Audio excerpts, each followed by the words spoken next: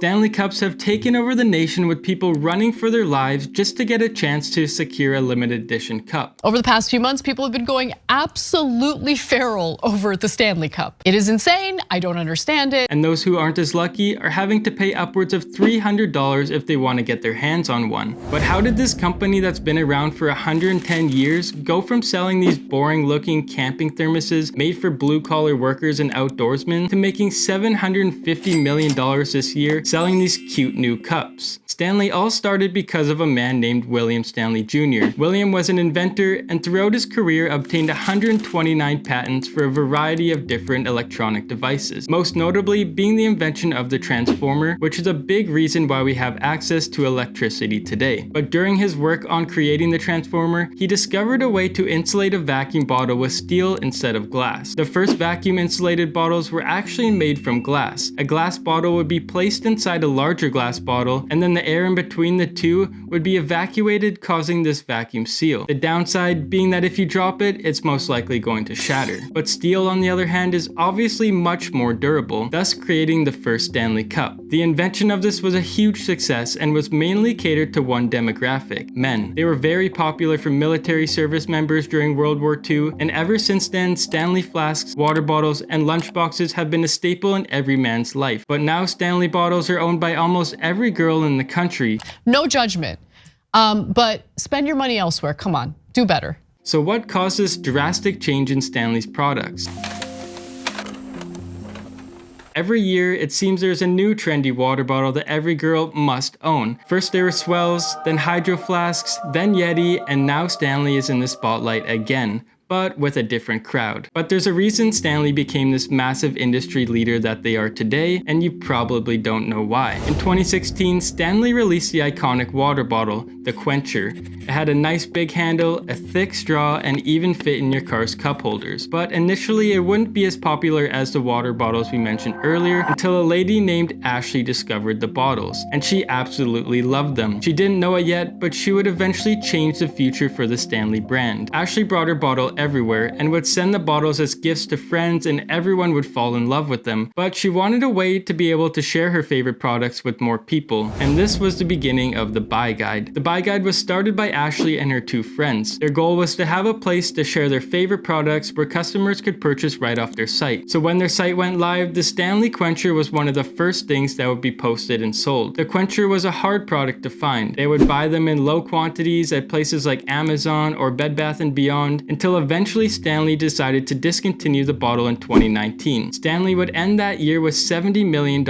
in sales, with their iconic green thermostyle cups still being their best seller. But that didn't stop the owners of the Buy Guide. After months of anxiously trying to get in contact with Stanley, they finally got an in when they sent an influencer a water bottle to promote and caught the attention of a woman who works for Stanley. The three women knew that this was much more than just a camping product, and if they could get it in the hands of more women, that this product would absolutely take off. After pooling together enough money from their business account and even their personal accounts, they were able to purchase their own order for 5,000 Stanleys. Everyone thought they were absolutely crazy, but when they would sell out of those 5,000 Stanley Cups in just 5 days, they knew this was the start of something huge. Fast forward to 2020, a man named Terrence Reilly joined Stanley as their new president, and at this point Stanley was still a very male-focused brand, but that would soon change. Do you remember when Crocs were just those ugly shoes that everyone stopped wearing, except maybe that one uncle that would casually show up to the beach in them? And then out of nowhere, celebrities like Justin Bieber and Bad Bunny started collaborating with them, and then Crocs blew up again and now we're instantly selling out and reselling for double the price. Well, you can thank Terrence for that. Terrence is a marketing madman, so after leaving his position at Crocs and becoming the president of Stanley, he knew exactly what he had to do. Terrence would pivot Stanley's marketing strategy and start catering their products to a wider audience. His plan was to release products that would be seen more as an accessory rather than just camping gear. They would begin releasing new colors of the Quencher, and by the end of 2020, Stanley's sales grew to $94 million. But the best seller was still the trusty green bottle. Terrence knew from his time at at Crocs that by embracing a scarcity model, he could create hype and desire around these water bottles. So that's exactly what he did, coming out with limited edition collabs and colors that would only be released one time and never sold again. Collaborations with brands such as Starbucks and celebrities like Lainey Wilson really took this scarcity model to the next level, ending 2021 with $194 million in sales, and a new bestseller, the Quencher. But collaborations and cute colors wasn't the only thing bringing in all these new customers. Stanley's genius social media marketing team is also to thank. With the overwhelming success of the Quencher in 2022, with a whopping $402 million in sales, it was time that they made some much needed improvements. So in September of 2023, they introduced the Quencher H2.0 Flow State. That featured a larger handle, spill-proof design, and of course new colors and finishes. And in that same year, Stanley began to blow up on social media with one of the smartest marketing moves I've ever seen. In a video uploaded to TikTok, the woman shows her burnt car, and the only thing survived the fire was her Stanley water bottle. And to everyone's surprise, it was even still holding ice. It was in a fire yesterday. It still has ice in it. This TikTok video gained over 95 million views and brought some incredible attention to Stanley. I've seen a lot of comments that we should send you some Stanleys. Well, we're gonna send you some Stanleys. But there's one more thing.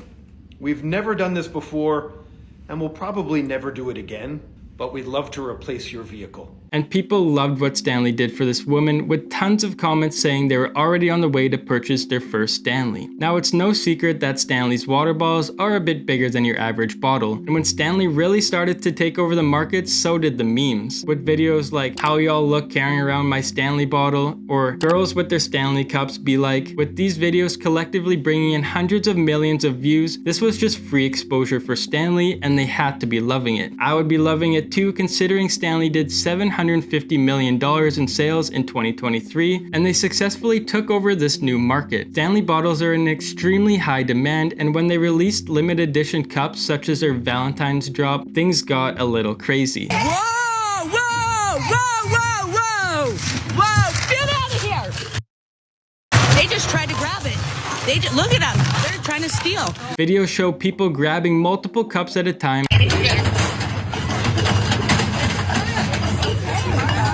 and they are literally running for their lives just for a chance to get their hands on these cups. The demand is so high that these cups are selling on the secondary market for as high as $350. But it's beginning to beg the question, is Stanley's goal to create sustainable products like they say they are, or are they just trying to sell as many bottles as they can?